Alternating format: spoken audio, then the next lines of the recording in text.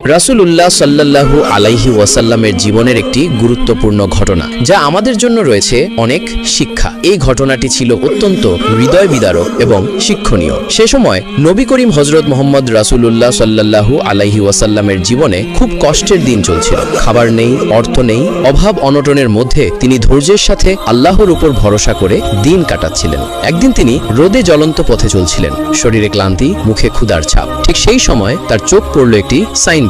সেখানে লেখা ছিল, যে কেউ আমার খেজুর বাগানে পানি দেবে তাকে আমি খেজুর দেব। এই লেখাটি পড়ে নবীজি রাসূলুল্লাহ সাল্লাল্লাহু আলাইহি ওয়াসাল্লাম কিছুটা আশার আলো পেলেন। তিনি ভাবলেন, অন্তত পরিশ্রম করে হলেও খেজুর সংগ্রহ করতে পারবেন। তাই তিনি সেই ইহুদির বাড়ির দিকে রওনা হলেন। বাড়িতে পৌঁছে তিনি বিনয়ের সাথে বললেন, হে ইহুদি, আমি তোমার বাগানে কাজ করতে চাই। আমার কাছে কিছু খাবার নেই। যদি তুমি অনুমতি দাও, আমি তোমার বাগানে পানি তুলব এবং তার বিনিময়ে খেজুর চাই। ইহুদি কিছুটা অবজ্ঞার সাথে তাকিয়ে বলল, তুমি কি ধরনের কাজ করবে? রাসূলুল্লাহ সাল্লাল্লাহু আলাইহি ওয়াসাল্লাম উত্তর দিলেন, শুনেছি তোমার খেজুর বাগানে পানি দিলে খেজুর দেওয়া হয়, আমি সেই কাজটাই করতে চাই। ইহুদি তখন মনে মনে হাসলো। সে ভেবেছিল নবীজি রাসূলুল্লাহ সাল্লাল্লাহু আলাইহি ওয়াসাল্লাম দুর্বল শরীর নিয়ে কোনো কাজই করতে পারবেন না। তাই চালাকি করে বলল, সেখানে একটি গভীর কূপ আছে, পানিটা অনেক নিচে থাকে, সেখান থেকে পানি তোলা ভীষণ কঠিন। তুমি কি পারবে?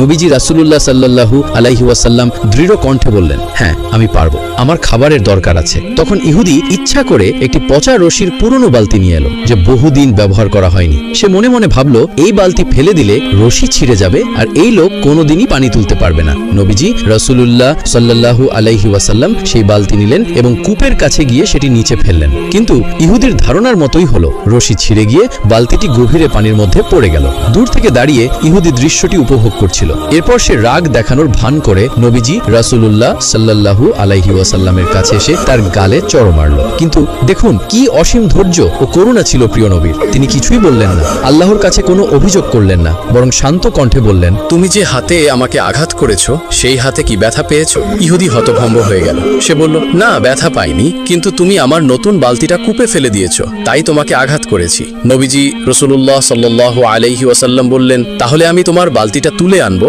এবং তোমার বাগানে পানি দিয়ে দেব, তারপর তুমি আমাকে আমার প্রাপ্য খেজুর দেবে, তাই তো? ইহুদি অবাক হয়ে বলল, আমার কূপ তো গভীর, কোনো সিঁড়ি নেই, তুমি কিভাবে বালতি তুলবে, কিভাবে পানি আনবে? নবীজি রাসূলুল্লাহ সাল্লাল্লাহু আলাইহি ওয়াসাল্লাম তখন শান্তভাবে কূপের দিকে এগিয়ে গেলেন। এ দৃশ্য দেখে আল্লাহ রব্বুল আলামিন তার প্রিয় রাসূলের অবস্থা লক্ষ্য করলেন। সঙ্গে সঙ্গেই তিনি ফেরেশতা জিবরাইল আলাইহি ওয়াসাল্লামকে হুকুম দিলেন, হে জিবরাইল, দেখো আমার প্রিয় নবী কূপের কাছে যাচ্ছেন, তুমি তৎক্ষণাৎ কূপের পানি উপরে তুলে দাও আর সেই বালতিটি আমার বন্ধুর হাতে পৌঁছে দাও, যাতে আমার বন্ধু কষ্ট না পান, খালি হাতে না ফেরেন। জিবরাইল আলাইহি ওয়াসাল্লাম সাথে সাথে আল্লাহর আদেশ পালন করলেন। কূপে